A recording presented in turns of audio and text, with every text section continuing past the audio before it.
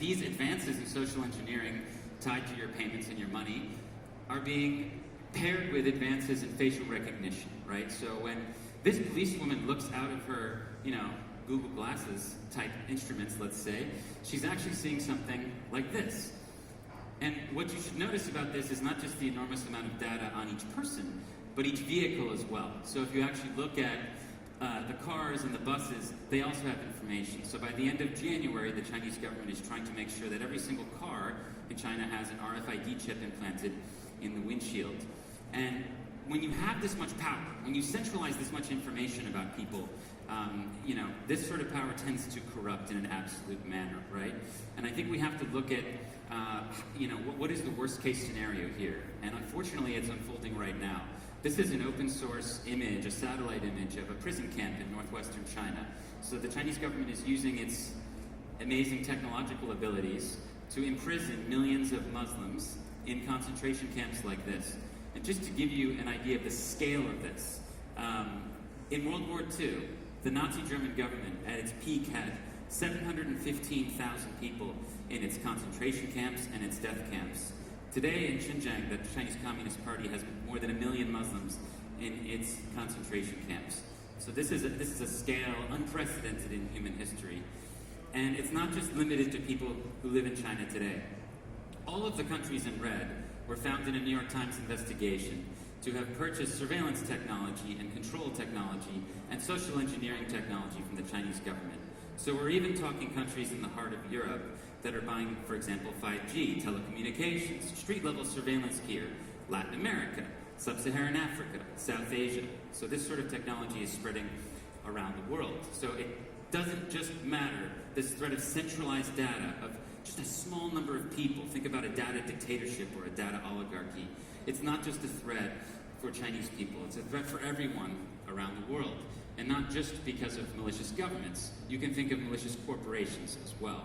But really, the map I just showed you and the expansion of the Chinese government's technology infrastructure around the world is just a roadmap for what is to be the next space race. The space race of the 21st century will actually be money. And the Chinese government is laying the groundwork for the digital yuan, for their currency to be the dominant world currency. They would like to be the world's reserve currency. They want to unseat the dollar. And to do so, they're going to create a new currency project called the digital yuan, which will potentially launch in the next few months or certainly within the next year. And the goal is for the Central Bank of China, the PBOC, to actually have real-time surveillance and knowledge of every single transaction that happens. Today, they have to go through third-party companies like Tencent to get your records if you use WeChat, for example. That's rather annoying. They'd rather have total control. And this is really the dystopic reality that Orwell envisioned, and it may happen, and it may be something that happens in the next few decades. A lot of public figures and intellectuals are concerned about centralized data. For example, Yuval Noah Harari, who wrote *Sapiens*, says if you dislike the idea of living in a digital dictatorship, then the most important contribution you can make is to find ways to prevent these sort of data oligarchies, right? He says this won't be easy, but it may be the way that we protect our democracies. So I would add to this, it's not just we want to prevent the centralization of data, but we want to prevent the centralization of financial data. And this is especially important because the cashless world is coming, right? So today, only 8% of transactions are still with paper or metal money. Almost all transactions already are electronic. If you think about your society, or the Swedes, or the Chinese, or maybe even the Venezuelans, there's huge numbers, 95% plus of transactions being done electronically. So children being born today will not use paper or metal money. We have to think about what kind of cashless society do you want to live in? Do you want your children to live in? Think about when you buy something from a corner store with cash. The merchant does not know your name, your address, what the last thing you bought, maybe what you're most likely to buy next. And you know what? They didn't need to know any of that. That was fine. But now this is being taken away from us by corporations and governments who insist that for our security, they need to know everything about us. I think this is nonsense, and I think we need to fight back. And thankfully, about a decade ago, some group of people came up with a way out. If you look at the evolution of money from when we used to have a barter system through shells, through precious metals stamped with king's faces on them, to paper money, and now to credit cards and mobile payments, someone created another way to have a money system without a central authority, and that is Bitcoin. We think about the way digital payments work today, and again, all payments will be digital. There's a third party in the middle, whether it's Visa, Venmo, PayPal, WeChat. Someone in the middle can freeze your transaction, confiscate your funds, surveil and spy on you. With Bitcoin, your transaction is completely peer-to-peer. The payment processing is done by a decentralized global competition and not by an entity. This is a revolutionary step in human history. The problem is, so few people have learned about Bitcoin or have engaged in it. So less than 1% of the world even knows about Bitcoin or has used about it. Less than 70 million people to our knowledge. But 2 billion people don't have an ID or aren't banked. One of the most amazing things about Bitcoin is you don't need a bank account to use it.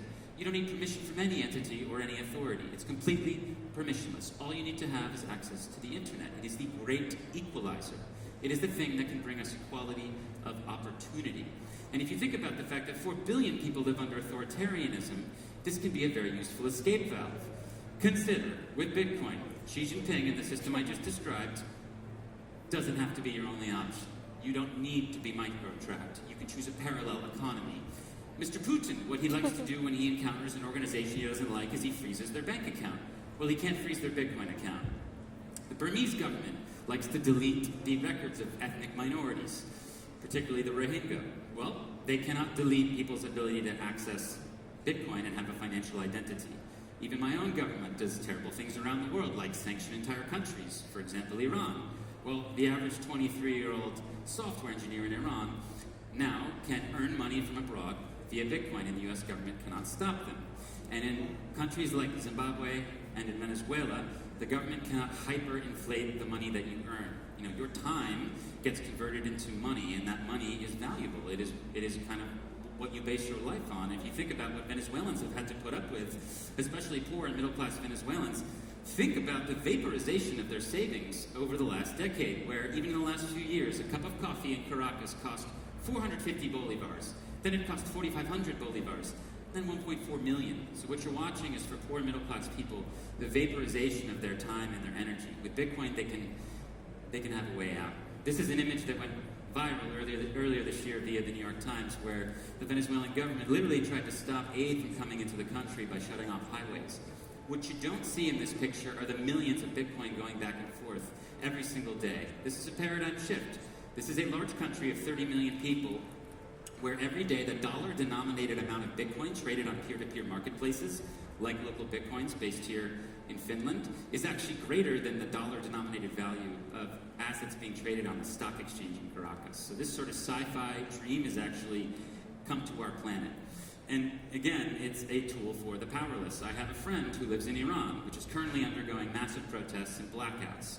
But he has a way out. So there's like a famous, at least on Twitter, account that makes fun of Bitcoin called Buttcoin. And Buttcoin says there's nothing that Bitcoin can do that Apple Pay can't, right? My friend Zia, who lives in Iran, disagrees. He says, I can't use Apple Pay. I can't use Visa. I can't use MasterCard. I'm not like you in Europe. I don't have these luxuries, but I can use Bitcoin. Buttcoin didn't have anything to say about that.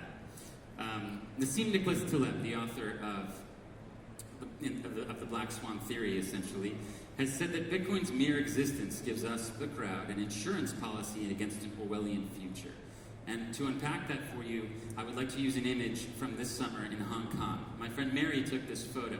In Hong Kong, people for many years have used high-tech octopus cards to use the public transportation system. These are linked to your ID. All of a sudden, this summer, when they wanted to protest, when they wanted to hold their government accountable, when they wanted to exercise their democratic rights, they knew that if they used their ID-linked octopus cards, they could be tracked and they could be fired for participating in protests. Well, guess what? They started lining up in huge lines like this to use cash to buy one-time use Metro cards so that they could exercise their rights without being spied on. The problem is, as we know, cash is disappearing. We need an equivalent of digital cash to keep our democracies alive, to do this sort of thing. And not just this sort of thing, but also think about SIM cards. Hong Kongers use cash to buy SIM cards so they can join Telegram groups while protecting their privacy, to communicate with each other while protecting their privacy, to exercise the idea of having an avatar, right?